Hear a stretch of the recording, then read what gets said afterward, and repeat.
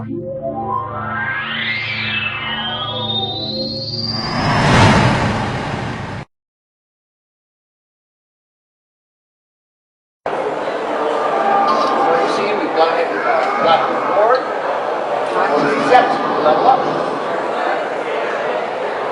Matthew's going ahead and assigning some of the points into her abilities, and now we're looking at what we're calling my story. This is really your story journal. It keeps a log of all the decisions and choices that you've made through your story so far, and also, where you should be heading next. So I've been talking about our dynamic event system, and one of the things about dynamic events is, by their very nature, yes, they are dynamic. You don't know when exactly they're going to be occurring. They're not static, and so it's very important that we get people out exploring the world so that they can experience these dynamic events ad hoc, as quickly as possible. So to do that, fields around Shaymore introduce the scout system. They'll work hard. Now there are some people who play MMOs where they just want to go out and explore and have with no guidance whatsoever. There are others who prefer pointers to where they think interesting content will be. And that's the point behind the scout system.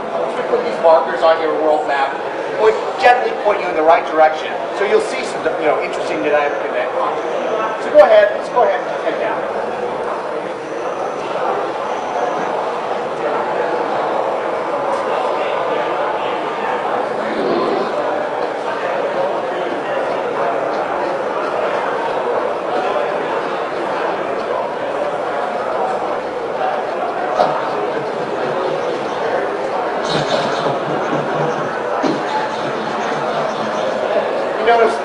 Earlier during the cinematics, I talked about our hand-painted illustrated quality. You can definitely see it in some of the objects that we have throughout the game world. We try to keep that feel very much consistent across everything. So Matthew, do we know which events are ahead? We're heading in the direction of what I hope to be. I think I see some fire. The cool thing about most dynamic events is it's very obvious visually. If there's like a lot of fire, a lot of smoke going around, there's probably something there that you should check out. Grab a bucket and stand by. So in this particular case, bandits have been setting the wheat hail trails on fire. One of the things that Matthew would be able to do is, first of all, beat the bandits.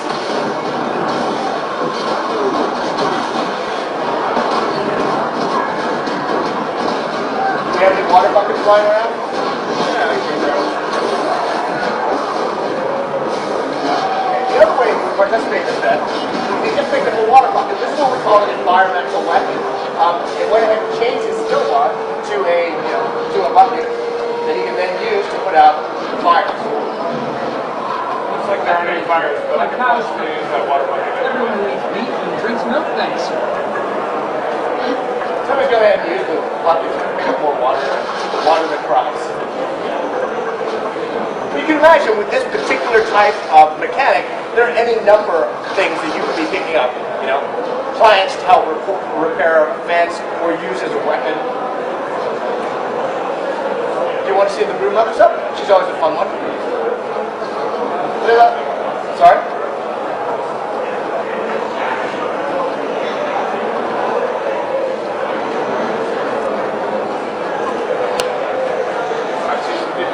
Yeah, so chance, again, it's lots of visual cues, encouraging people to stay in the world, not looking at their skill bar necessarily or something else. You're paying attention to this world. You'll see stuff where it's very obvious, hey, I want to get involved in that. It looks like fun. Now, as I mentioned, dynamic events have the ability to scale up depending on the number of people. Oh, tail swipe. The number of people who get involved. Now, that tail swipe you saw there is an example that when there are only a couple of people involved in the event, Broom Mother doesn't have that skill. But as the event scales up, she will acquire skills to make it more fun and interesting.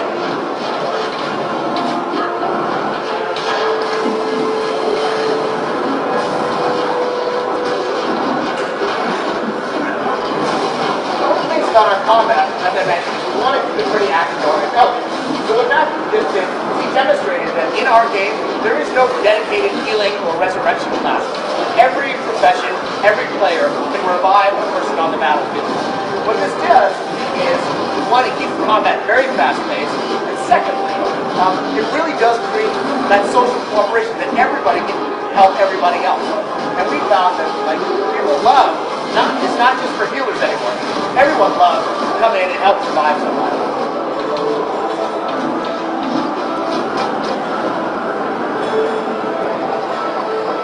So defeater. And as you see in the upper right, we get notifications. You have succeeded, and the rewards will be. Alright, I feel pretty good. We've got a couple of dynamic events. Let's head over to Divinity's Reach. So we're going to continue our personal story, which has instructed us to head over to Divinity's Reach. Divinity's Reach is the last great human city of humanity, and as such, we've made it appropriately branded epic. Divinity's Reach is really a great opportunity for us to demonstrate our new engine technology. Our new engine technology allows us to do very large-scale, sophisticated environments. We can do all sorts of complex lighting and shading and textures. We can even, as I mentioned, do things like custom weather, depending on the appropriateness. We want to see if we can hear some of the ambient dialogue. Put the volume up.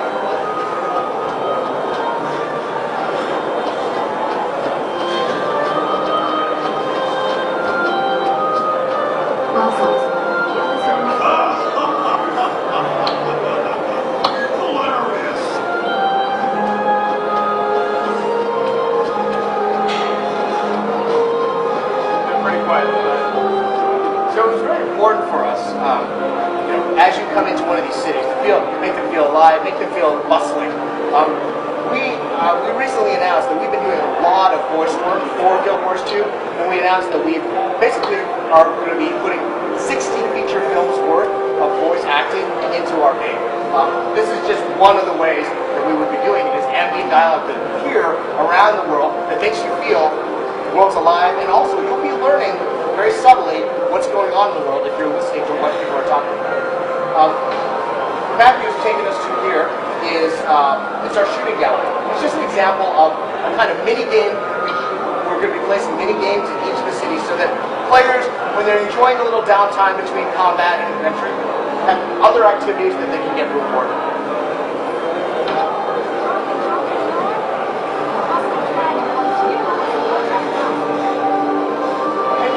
Listening to the dialogue, again, you won't have to read about stuff, but you will learn things about the different races. You'll learn things about how humans think of the Norn or the Azura, and that's cool. I think it's much more entertaining to hear it, especially with a little attitude, than to read it.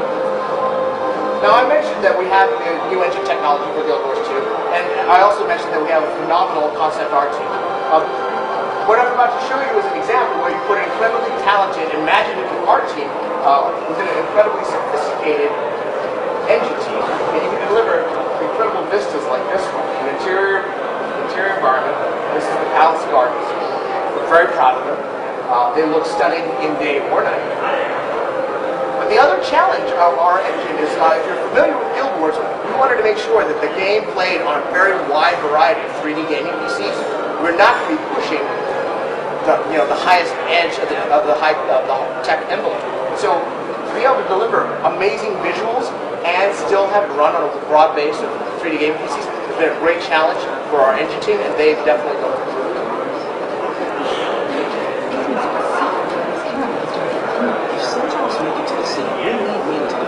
Yeah, we really don't like those centaurs. Alright, let's go ahead and head over to the homesteads. So I mentioned that we have the personal story, and personal story happens a lot in business. So here you'll see the city of Divinity's Reach is like a big wheel, 6 spokes, and each in between the spokes is a district. Here you have the Sama district, which is going to, for the humans, play the role of the home instance. Home instance is tied to your player. It will be set up to reflect the choices you made in your biography. But the home instance is a lot more than that. It will really, over time, the home instance will continue to change in a reflection to how you playing the choices you made in your personal story. As an example,